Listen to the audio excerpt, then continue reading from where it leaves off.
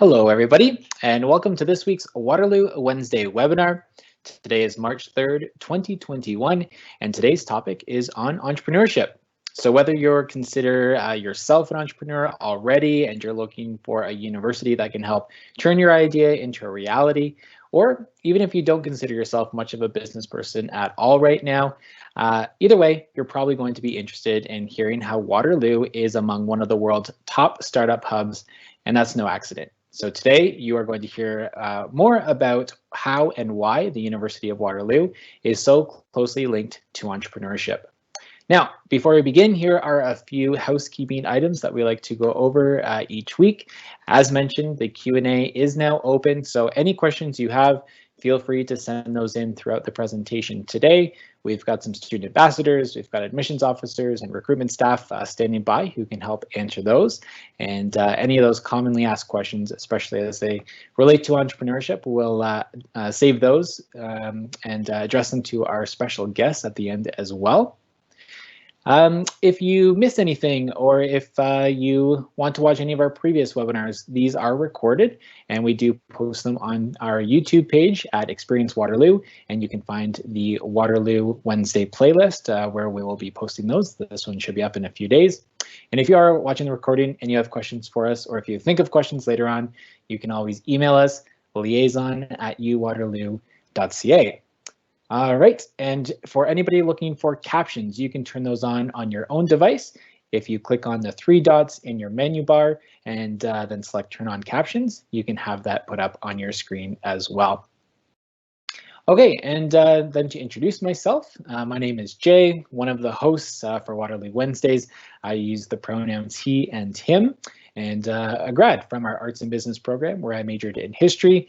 And each week we hope that we are bringing you the content you're looking for so that you can help determine if Waterloo is the right university for you, whether you've applied for this fall or you're thinking for future years. So either way, we're glad that you've joined us this week. And with me once again is my co-host, Laura Gordon. How are you doing, Laura? Hi, Jay. I'm good. How about yourself? Doing well, thanks. Good. Good to see you again, as always, and glad to be here with everyone. As Jay mentioned, my name is Laura. I am a national marketing and recruitment specialist at the University of Waterloo. I use she, her pronouns, and I'm also a Waterloo grad. I studied, once again, the same program as Jay, Honors Arts and Business, although my major was in French, and I completed the co-op program as well. So one thing that I'm really noticing about today looking outside is that it is a beautiful day. I hope that, wherever our listeners are tuning in from, you've got good weather wherever you are, and maybe you've got had a chance to spend some time outside. And as you do so, I invite you to take a moment to reflect on the land that you're exploring and the land that you live on or work on or study on. The University of Waterloo acknowledges that we live and work on the traditional territory of the Neutral, Anishinaabe, and Haudenosaunee people. Waterloo is located on the Haldimand Tract, which is the land 6 miles on each side of the Grand River that was promised to the Six Nations. So once again, whether you're outdoors or indoors, enjoying the sunshine or going through some other adverse weather events, I invite you to take a moment to reflect on the land that you are located on. Okay, so we'll let you know what we are doing this evening. As always, we have got a preview of some upcoming events, including some of the big ones that are coming up pretty quickly. We will let you know our story of the week. Jay's got a pretty cool one that I think is related to this week's topic. We'll talk about that topic, of course, entrepreneurship at Waterloo, with a few special guests with us this week. Of course, we will have our weekly quiz where you will have the chance to win a University of Waterloo Warriors hoodie. And then we'll get into our Q&A with the experts as well. So we've got a pretty packed schedule ahead of us, but just to let you know about some of those resources available, we are here every week for Waterloo Wednesdays, with the exception of March 17th, I believe. You can check your schedules to confirm, but we've got a pretty good lineup of information coming at you over the next 2 months until the end of May. We also have our big event that I mentioned earlier, March Virtual Open House. That's taking place on Saturday, March 20th. We'll have lots of great content and opportunities to connect with representatives from all over the University of Waterloo, as well as many students, which I know many high school students are eager to connect with. If you'd like to build your own Waterloo library of brochures, you can order any of our brochures online and we'll ship them right to you for free. And of course, as Jay mentioned earlier, you can always contact us at liaison@uwaterloo.ca or take a look at our Future Students or Beyond Ideas websites to get started in your explorations of Waterloo. Okay, Jay, I gave it away a little bit, but you've got a cool story this week associated with entrepreneurship. Yeah, I think so. Laura, we are big users of Google Maps in a typical year when we go around and visit high schools across the country. Now, if Google Maps is considered the first generation of digital mapping, then 2 Waterloo grads are creating what could be considered the second generation. So Yueming Xu, a Faculty of Environment alum, along with Shuo Tan, a Faculty of Mathematics alum, co-founded Ecopia AI, which uses artificial intelligence to digitize and label everything, so every detail on Earth, and then have it constantly update in real time.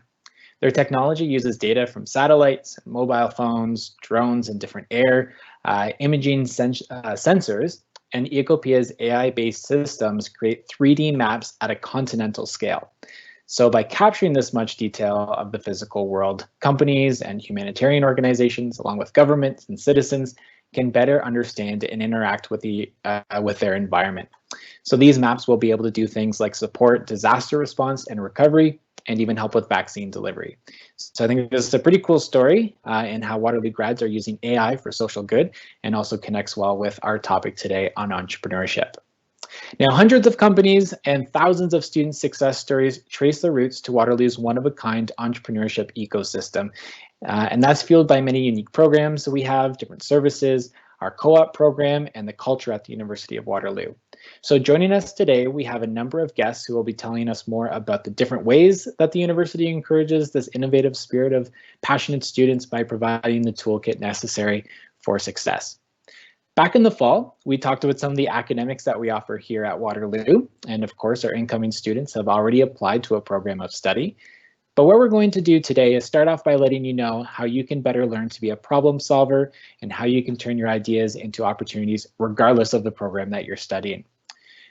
Starting off then, from the Conrad School of Entrepreneurship and Business, we welcome our first guest this evening, Marc Hurwitz.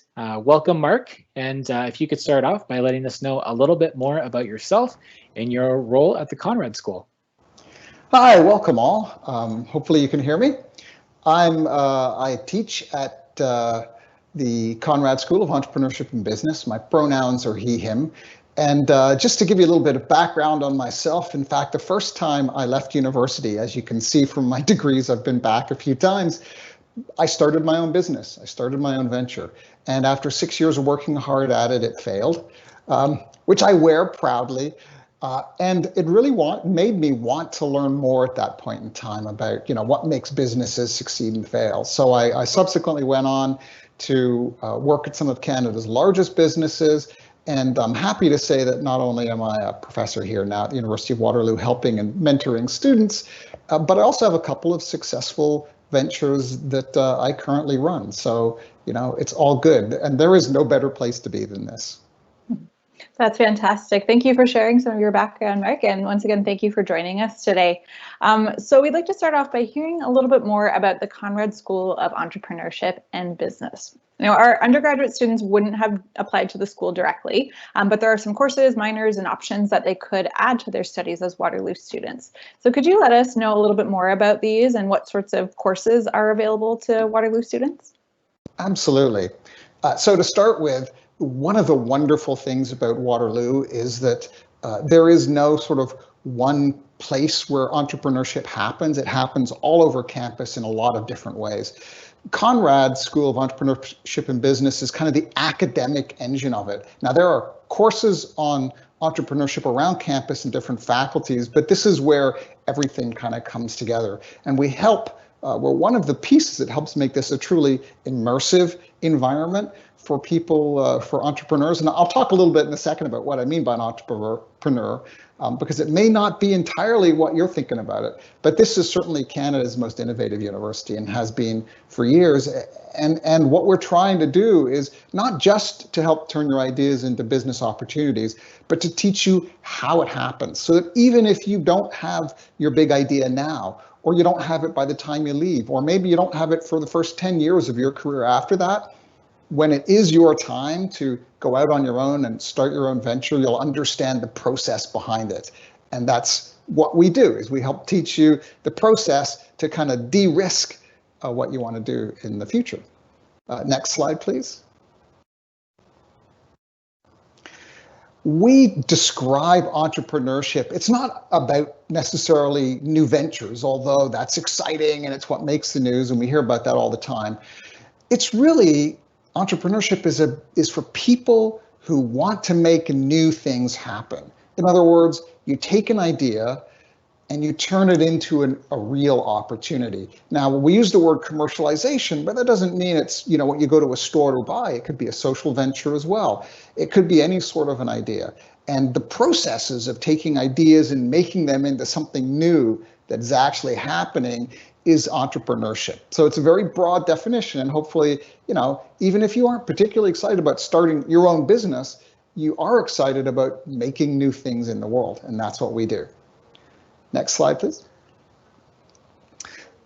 Briefly, I'm going to talk about the left side of this first. So at the Conrad School, everybody at the university, no matter what faculty of the 6 faculties you're in, you can do a minor in entrepreneurship, which is a series of 8 courses on a wide range of topics related to entrepreneurship, everything from, you know, how do you create your business strategy and plan, to how do you sell, how do you lead an entrepreneurial team, how do you negotiate. There's all sorts of cool things that we do.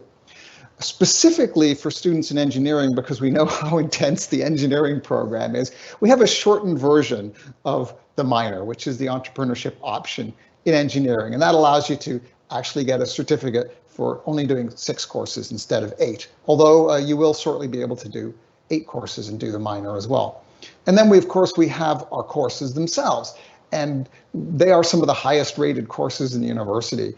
Just between you and me, I'm going to tell you that our average instructor rating is well over 90%, which is huge because we have just the most fabulous instructors here. They are completely awesome. Next slide, please. Now, there were 4 programs that you saw on the right side of that previous slide. And this is just a sampling of all the things that are available here, because there are many.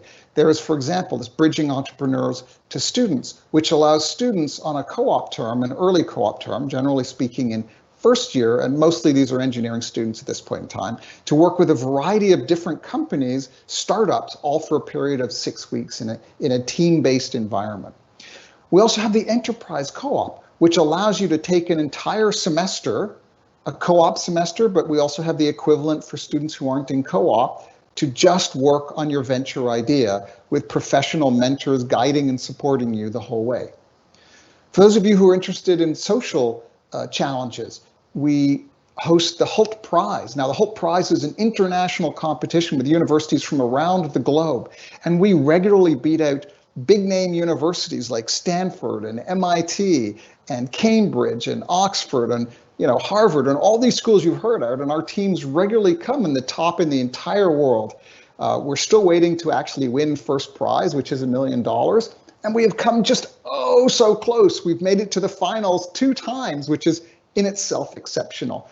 But it's a fabulous competition. And in fact, a variety of socially oriented ventures have been launched through this Hult Prize competition. And then internally, the Conrad, we host all sorts of different events for undergraduate students. You can come hear entrepreneurs speak. You can meet other people who might also be interested in the kind of things you're interested in. We have roundtables, mixers, games, you name it.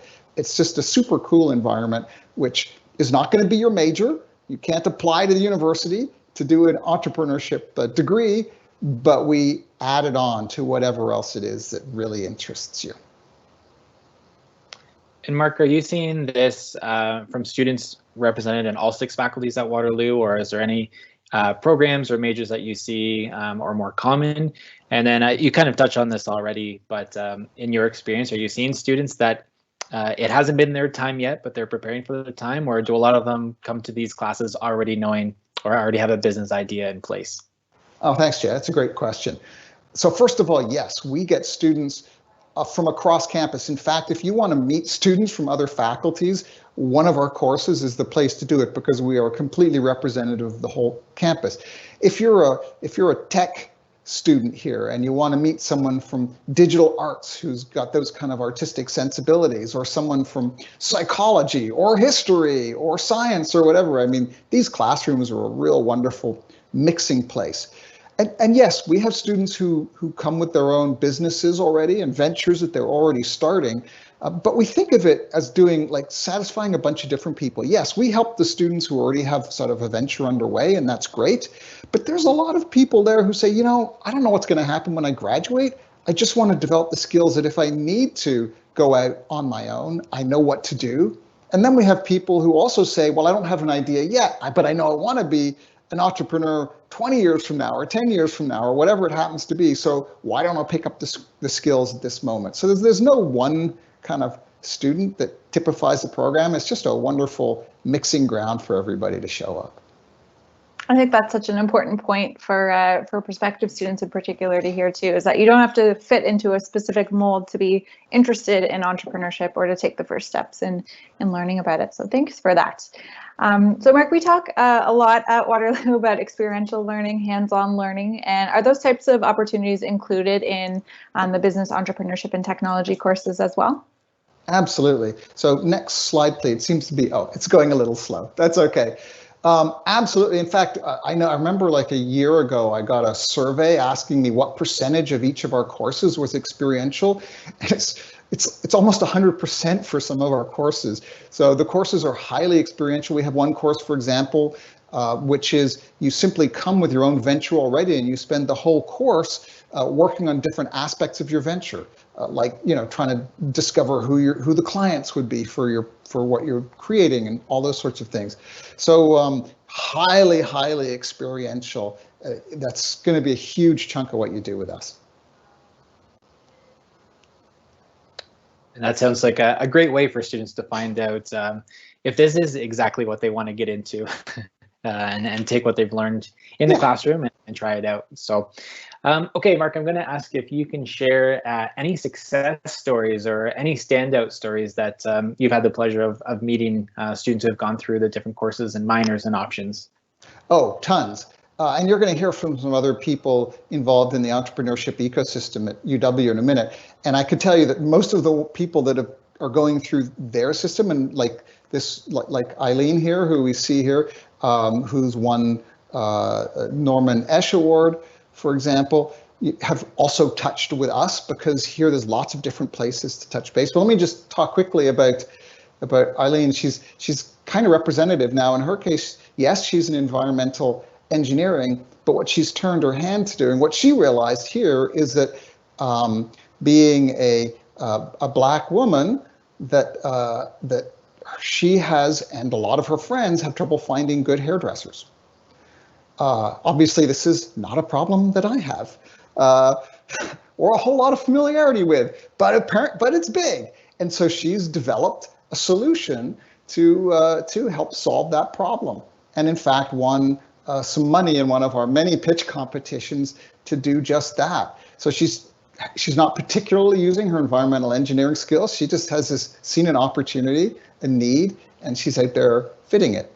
If you go on to the next slide, please. Oh, by the way, her business is called Be Blended, if you want to look it up. And that's just one example of students from all over campus who are doing just like super cool things. Here's a few more. We've got MemBio, which is a science student who has created a whole new way of developing blood for all sorts of things. We have Nerve, which helps people who are undergoing operations.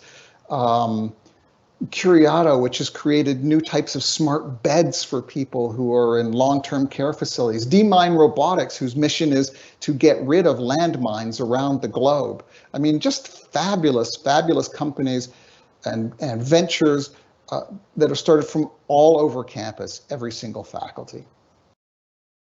Yeah, and we love hearing those stories, and we love sharing those stories too. We've talked about Richard and and D-Mine as well as Eileen before on Waterloo Wednesday, so familiar faces. Okay, so the one thing that we ask almost everyone who is a guest on Waterloo Wednesdays is about what advice that you would offer specifically for high school students, and specifically for high school students who are maybe looking to add an entrepreneurial edge to their studies during their time at Waterloo. Any thoughts? Yeah, so there's a bunch of different things. First of all, just get involved. There are so many opportunities that you're going to find out about today, and we're just scratching the surface. If you have a bit of an entrepreneurial bent, I'm sure when you get here, you'll also find more on your own. But just the biggest tip is get involved. If you're the kind of person who says, gee, I don't really have an idea or even know how to develop my own ideas at this point in time, we have a course, Bet 100, which is specifically about that. If you're already working on something and you just got an area that you want to know more about, like how do I market my business, we'll take one of our entrepreneurial marketing courses, and it'll just hook you into the system. I mean, there's lots of points of entry, and once you're here, you really will find that it is immersive, whether it's clubs or courses or some of the other programs that we have through Concept and Velocity or incubators or whatever it is. Just get involved. We can't wait to have you here. And I think that's a great reminder to our prospective and our incoming students that you don't have to have it all mapped out right now before you come to university, because once you get connected with us, maybe take one of these courses or get involved in some of the programs we'll be talking about, you could totally change the direction and your interests, and you're going to learn more about yourself. So great advice there. If anybody has any additional questions for Dr. Marc Hurwitz, please put them in the Q&A, and we'll bring them to him during the Q&A at the end. But we have a couple other people to meet and some other things to discuss. First of all, Waterloo has long been known for our entrepreneurial thinkers, and at the core of what makes Waterloo a national leader in the transfer of ideas to the private sector is our unique creator-owned intellectual property policy.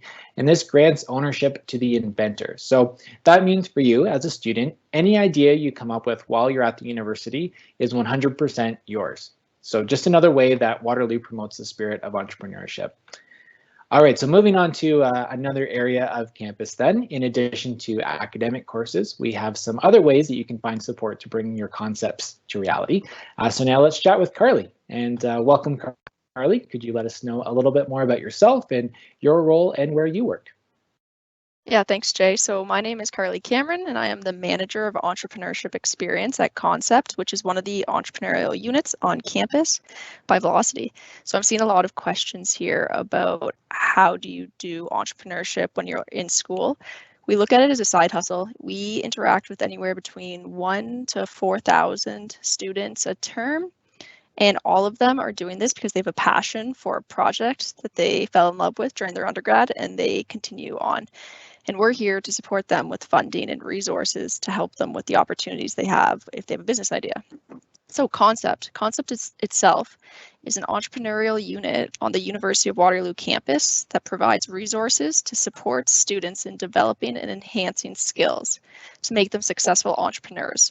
We work with students of all backgrounds and experience levels and help guide them on their entrepreneurial journey, whether that leads to founding a startup, becoming more innovative and creative, which helps with your resume, and building skills that are attractive to employers. Thanks, Jay. Thanks, Carly. It's so great to have you with us. And I was wondering if we could dig a little deeper into some of those services and resources that Concept provides. Could you tell us a little bit more about how you help students participate in this entrepreneurial world we're talking about?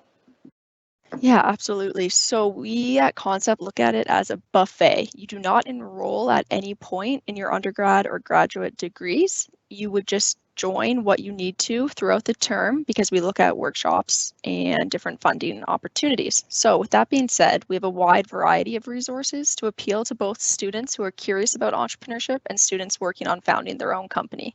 So our intro sessions and working sessions provide the opportunity to network with other like-minded students, as well as learn and work closely with our roster of experienced coaches to build skills and better understand the world of entrepreneurship. You also have the option to meet with these coaches to sit down and discuss your idea in depth and receive guidance and advice on next steps you can take. So it's really cool because these coaches are all KW startup founders. So they are giving back to the U Waterloo community, and they're there to help students with their ideas.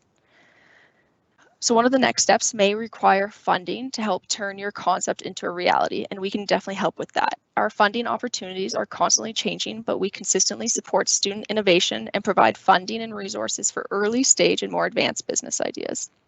Student teams who have advanced their projects beyond initial ideation and are working towards a full launch can enter into our pre-incubator program. This is a semester-long program that focuses on different aspects of what it takes to build a successful startup. In addition to these staple offerings, we continue to continuously work with the U Waterloo and external partners to create exciting experiences for students to get engaged. They're always changing, but in the past, we've worked with Rogers, the NHL, Sportsnet, and others on a hockey tech hackathon, and we've worked with U Waterloo researchers on a climate change-focused multi-week program. And that connects back to what Marc was saying before, especially when you mentioned, Carly, that it's not something that you enroll in. It's kind of when you're ready and it's your time, or when you're preparing for that next step. You've got this different set of options that you can jump into, which aligns with where you're at. So that's great.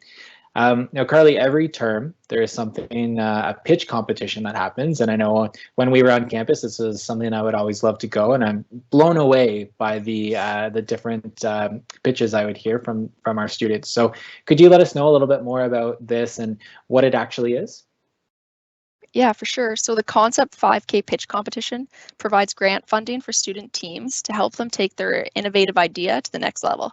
So each term we have about 50 plus teams that will apply, and the top applicants making it to the semifinals, and they'll pitch their ideas, and they have 3 minutes. From there, the top 10 move on to the finals, and they work with us to improve and enhance their pitches, and then pitch again to a wider audience in greater fanfare, competing for one of 4 $5,000 prizes.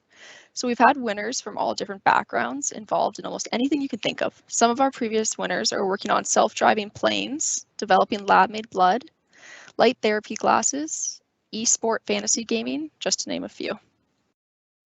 Yeah, I would say that covers a pretty wide range of things that they're working on. That's awesome.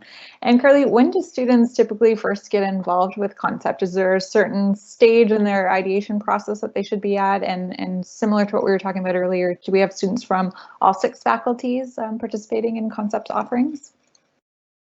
Yeah, so it really depends on the student.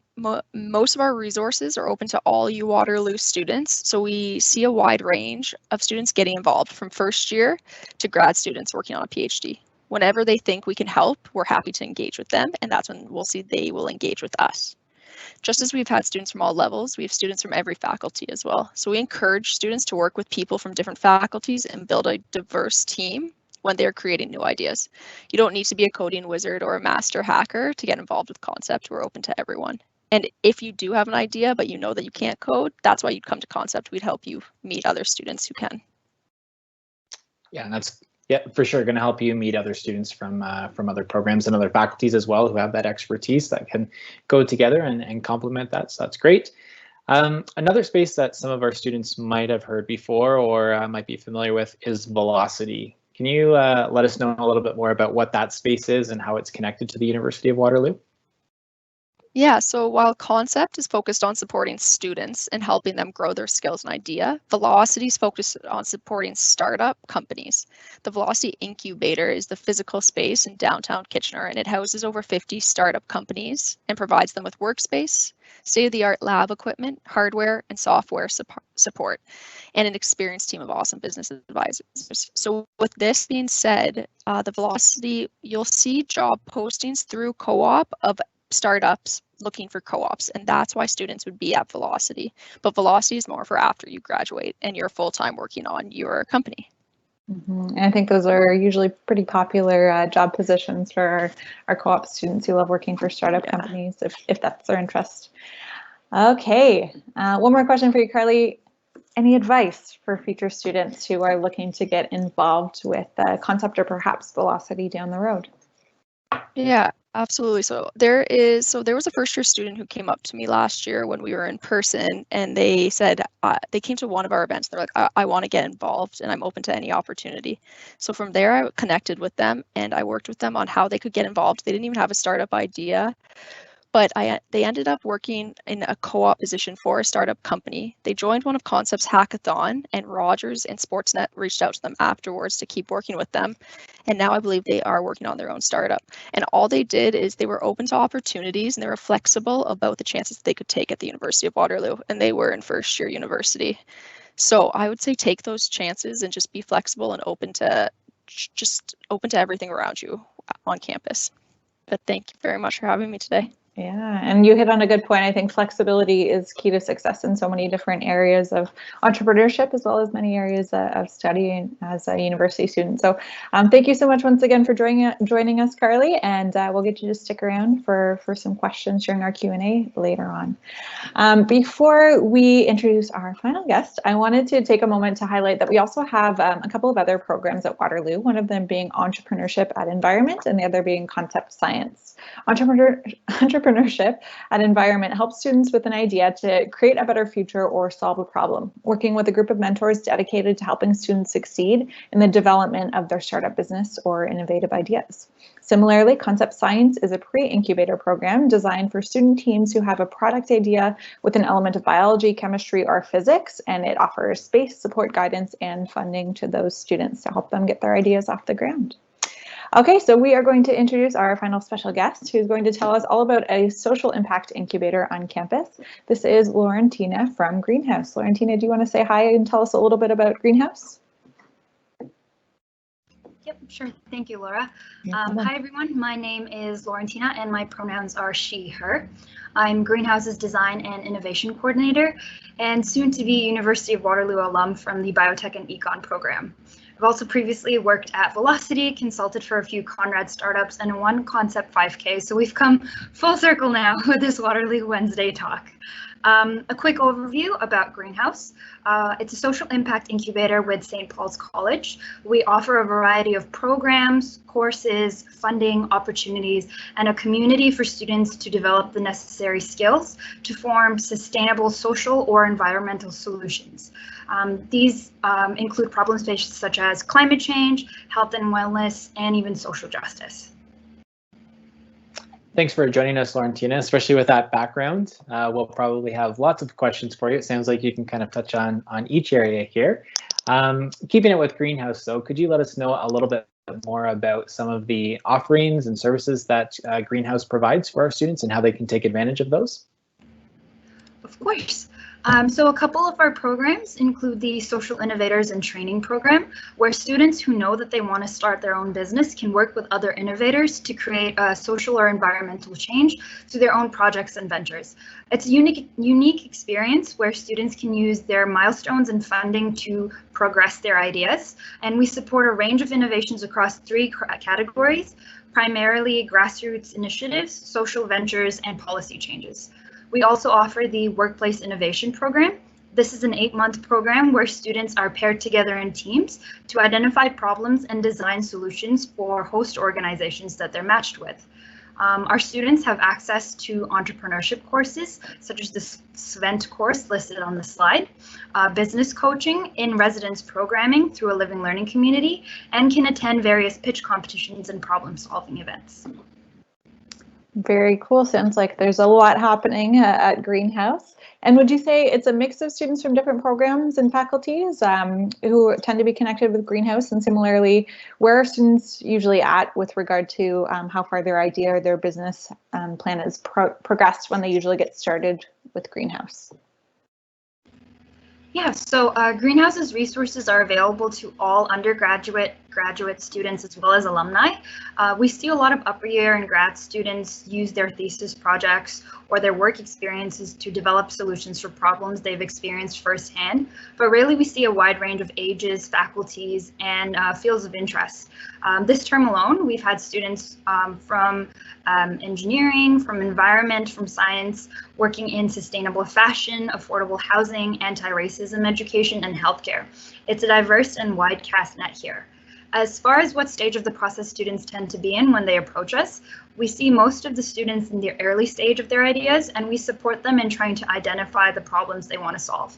That being said, regardless of a student's experience, they're able to go through all the innovation stages required to advance their projects through structured learning and coaching at Greenhouse. Again, I think a great reminder that if you're maybe somebody who is very early on or not even with an idea yet, that's okay. That's common with a lot of our students who get involved with everything that we've talked about. So that's great to hear. So Lawrentina, you work with a lot of students from different areas. I'm sure you're proud of all of them, but any particular success stories or recent stories of some of the students that you could share with us or alum? Yes, of course. So in this slide here, we have Cassie Myers, founder of Lunaria Solutions. So she's a Greenhouse graduate, and just in the last week, she was recognized as one of 50 change makers in the Globe and Mail's business report for her startup for workplace inclusivity. So her solution combines software with diversity, equity, and inclusion. If you're curious to learn more about Cassie and other students' progress and their successes, Greenhouse actually does weekly alumni social media takeovers, so you can follow us on Instagram and Facebook at STP Greenhouse for more updates. That's great. Thanks, Lawrentina. Definitely something to check out for anyone who's tuning in and is interested in learning more about maybe social or environmental innovation. Last question for you until we get to our Q&A. Any advice for future Waterloo students who are watching and would like to get involved with Greenhouse someday? Certainly. So if you're interested in taking action on social or environmental problems, or even if you want to learn more about innovation and entrepreneurship, please get involved as early as possible. There's plenty of learning opportunities for first-year residents at St. Paul. We have coaching and one-on-one help if you need anything. We also have courses and resources to provide you with the structure for your milestones, as well as a very collaborative community of students, alumni, and partners. There's so much to learn, so much to do and absorb here at Greenhouse, and everyone under this umbrella is very supportive of any questions or ideas you might have. So definitely don't let any doubts keep you from pursuing your goals in social or environmental change. Thank you. Thank you once again, Lawrentina, and our three guests. Again, don't go too far. We'll probably have some more questions for you that have come in through the Q&A. A couple other areas on campus to highlight, though, that are connected to this entrepreneurship spirit.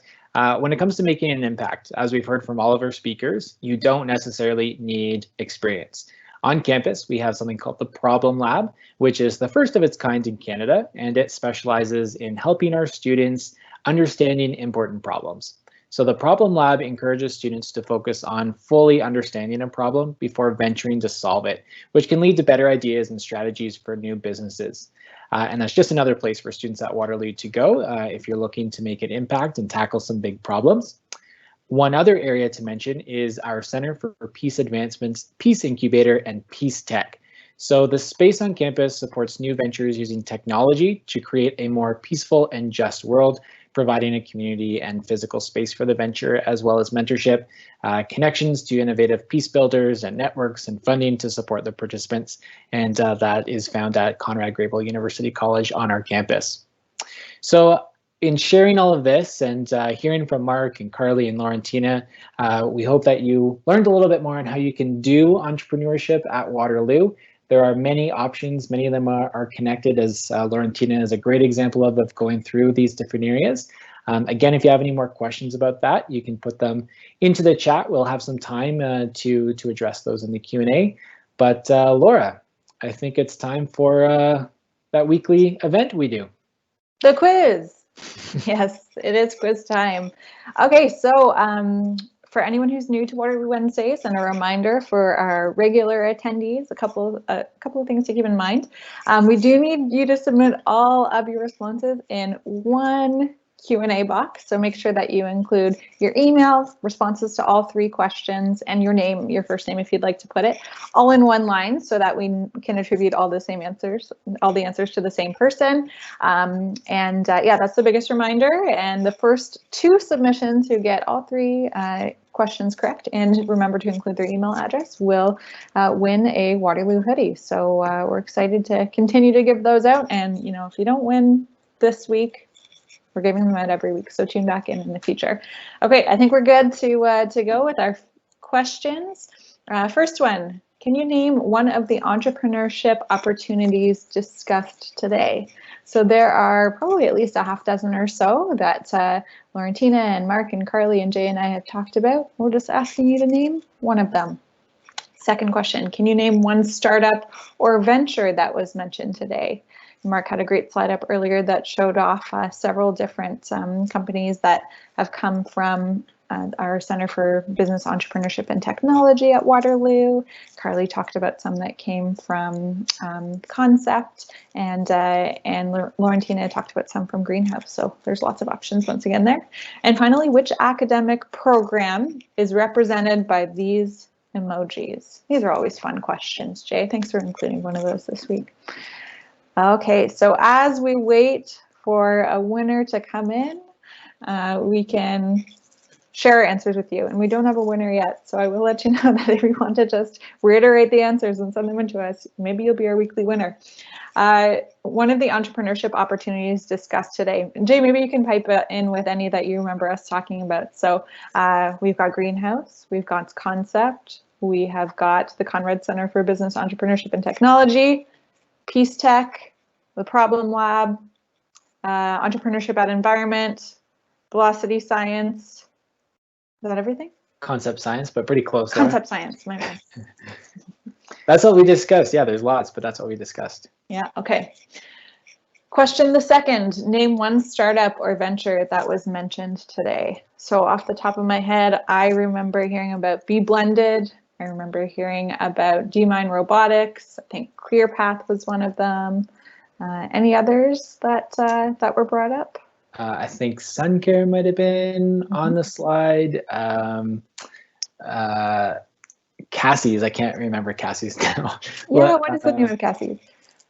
Lawrentina, do you want to? You remind us. Yeah. Lunaria Solutions. Thank you. Lunaria. Awesome.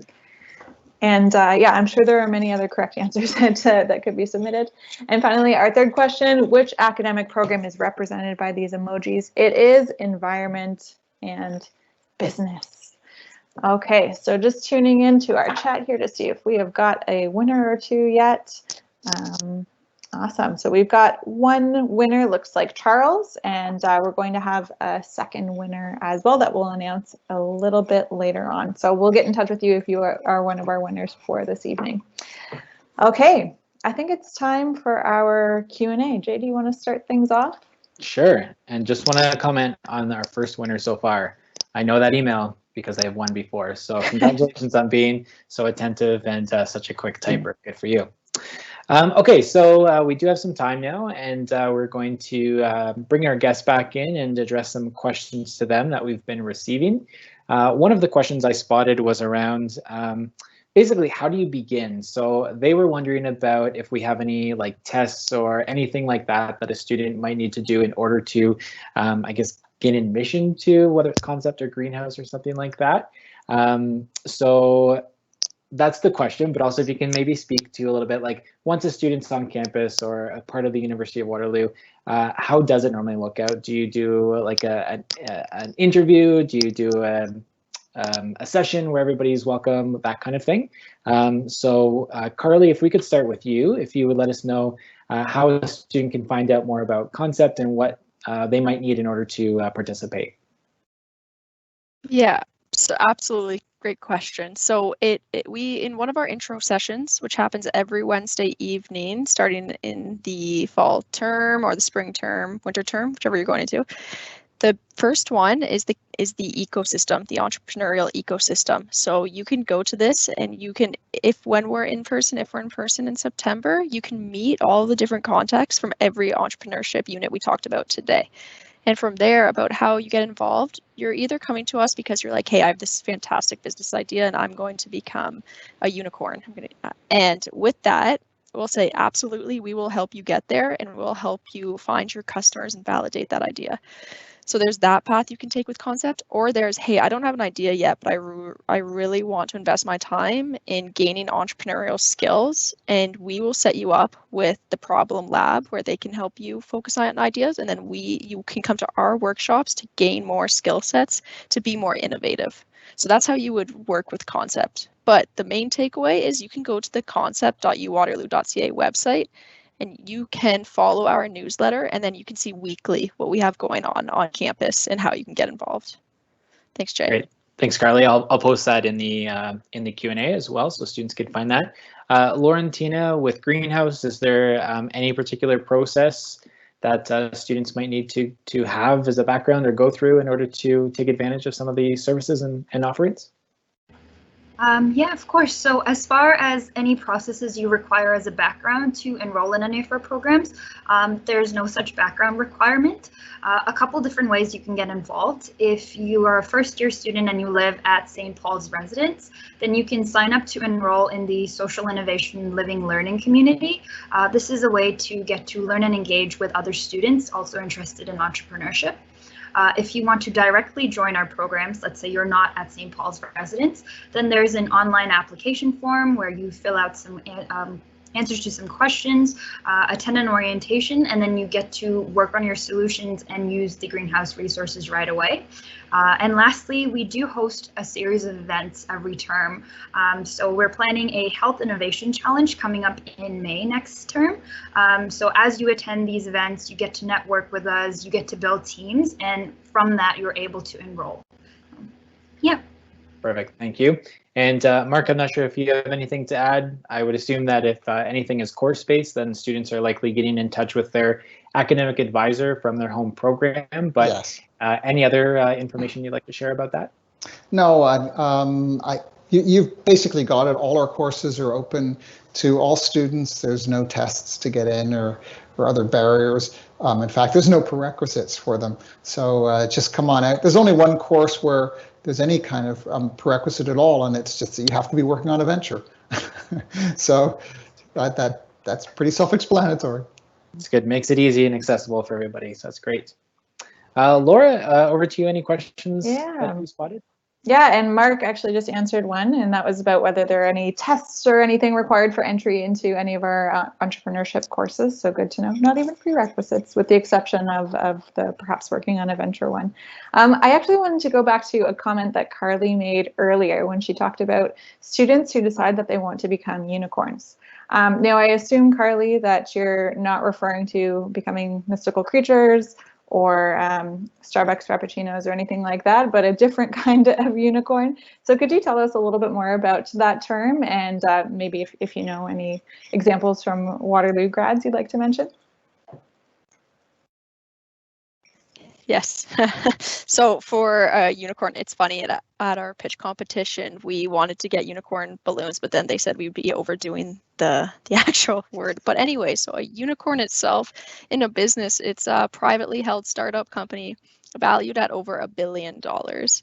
So out of KW, and Marc, hoping you can jump in here too. I was just talking to someone where one got named today, not today, but just recently. But there is, I believe, a Plyboard was considered a unicorn as of last winter before COVID hit. The announcement came out there. And then KIK, they were considered one of the, not first unicorns, but a unicorn, actually might have been one of the first unicorns out of Velocity. And yeah, so if any students want to Google unicorn companies Canada, it will pop up and you'll see startup companies that have become unicorns. Yeah, we're actually one of the top universities in the world for unicorns. I mean, Stanford is #1, which is not surprising, but we're not much farther down the list than that. At one point, I think we were 5th or 6th in the world for unicorns. I haven't checked lately, but with the Plyboard coming on and there's new ones, it's pretty incredible. And these are all great companies, typically, that are hiring co-op students as well. So again, regardless of your program and what stage you might be at, those are great ways to start get that startup experience. Just in this region alone, in Kitchener-Waterloo, lots of opportunities for that. Another question we had was about hackathons. So we do have quite a bit, again, if not directly related to campus, then at least in the area. But Waterloo and our Faculty of Engineering does have Hack the North, which is, I believe, Canada's largest hackathon. There's more than 3,000 participants in that, and it just happened about a month ago. And Carly, I think you mentioned a concept hackathon as well. Was that right?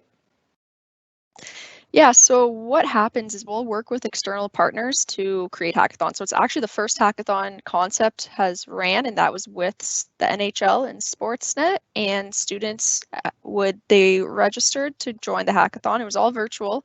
They went on to interdisciplinary teams, so you met students from different faculties. And then actually the winning team, a few of the students are now working with Rogers and Sportsnet to develop their idea. And out of that, I believe they were hiring 10 co-ops after this hackathon. So it was really fantastic. As well, there's hackathons can be found in clubs on campus, within the faculties on campus. You just have to start looking through Waterloo Eventbrites, and then you'll start finding hackathons all over the place. But they're a really great way to meet like-minded students who are interested in the same things. Okay, I've got another question that I'd like to direct over to Lawrentina, and specifically I was hoping you could maybe talk about your personal experiences with this, Lawrentina. So one of the questions that came up early in the Q&A that Carly addressed a little bit earlier was when entrepreneurship happens. When do you do entrepreneurship? So she had described it as a side hustle, and do you find that that's true in your experience? And what would you like to say about that? Yeah, so I agree. It's definitely true. As far as my last few years at the university have been concerned, it's always been a side hustle. Every single term, attending velocity or concept workshops, applying to various programs, pitching at different competitions, or just, you know, trying something out, asking my friends for feedback and trying to refine my ideas. And I find that for students, because we have a wide range of programs and funding opportunities available, you can work on it at your own pace. I do find that a lot of students tend to, as far as the when is concerned, wait till their third or fourth year where they're doing a thesis project, or if you're in engineering, if you're doing your fourth year design project, and they piggyback that into startups. But there's really no limitation on when you can do things because we always have the resources available to us.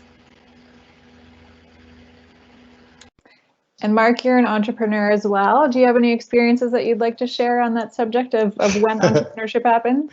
Oh, absolutely. Here's the thing. I mean, we often have this impression that entrepreneurs are people who give up everything else and just work on their venture until they become wildly successful. It turns out that that happens, but it's very, very, very rare. Most entrepreneurs do it as a side hustle for a lot of years until it takes off for them. That's what I've been doing now as a professor here. I've got my side hustles. The very first time I did it, in fact, I did the other. I just immersed myself in the business, and of course you have no money and no resources, and you just kind of pray. But this way you're doing something. So yeah, we've got students here, lots of students who it is their side hustle. Now, side hustle, I mean, some of them will spend 20, 30 hours a week on their entrepreneurial venture. But if you love what you're doing, then it's not work, it's your playtime. And that's what I find a lot of people tell me.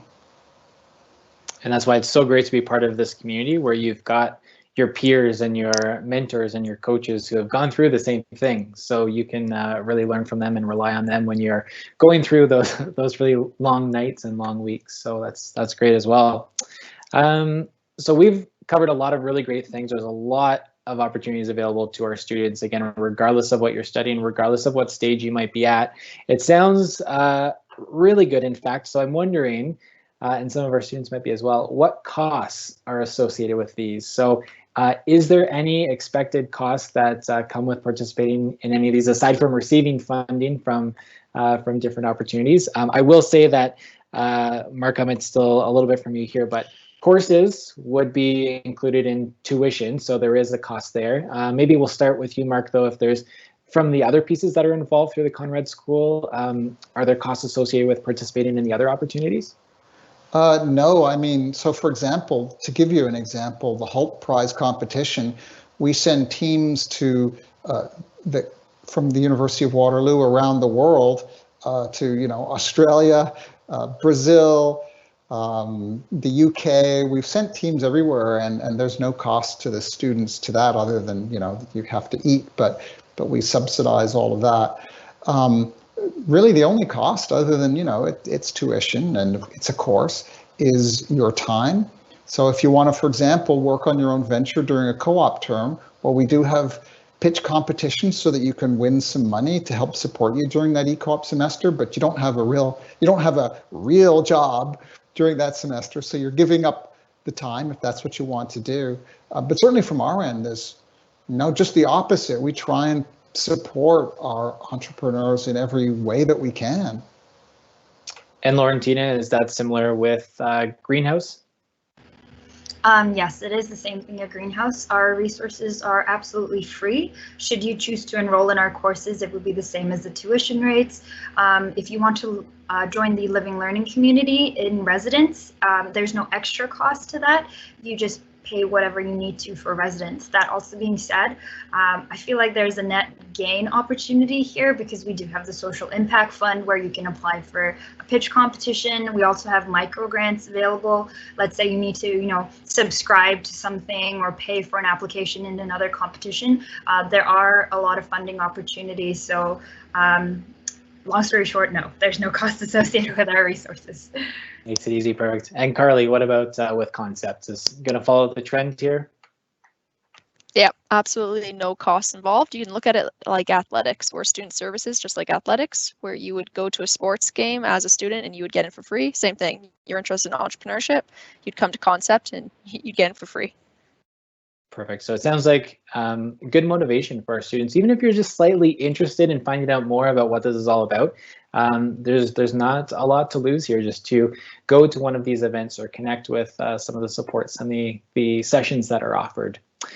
So we just have a few minutes left, so I want to ask one more question here. Of course, we don't know what the fall looks like yet. We won't know yet for quite a bit. But in this past term and a half so far, are a lot of your offerings, have they been made available to students virtually? Do you want to make a quick comment about that and how things have gone? And Carly, we'll go back to you with how Concept has run over the last term and a half online. Yes, everything we have done on campus has gone virtual, so it's all still there, but because of going virtual, we've added on more.